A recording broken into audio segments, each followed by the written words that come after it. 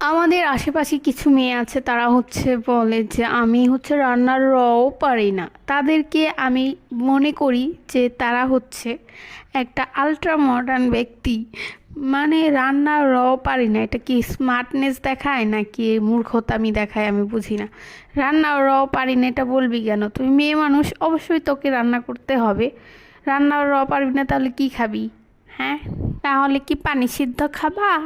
তো যাই হোক, আমি আজকে রান্না বান্না শেষ করলাম। তো এখন আমি খাবারটা খাবো। আজকে বেগুন ভাজি করছি।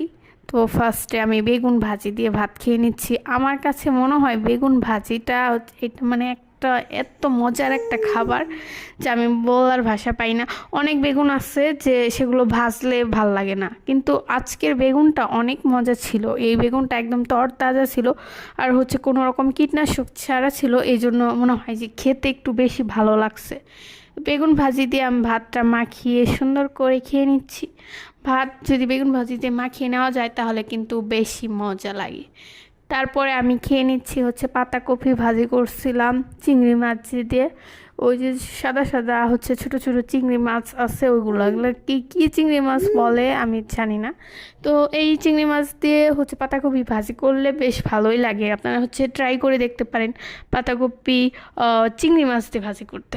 তো যাই হোক, আমি খেয়ে নিচ্ছি। এখন আমি আজকে রান্না করছিলাম মলা মাছ দিয়ে পালং শাক।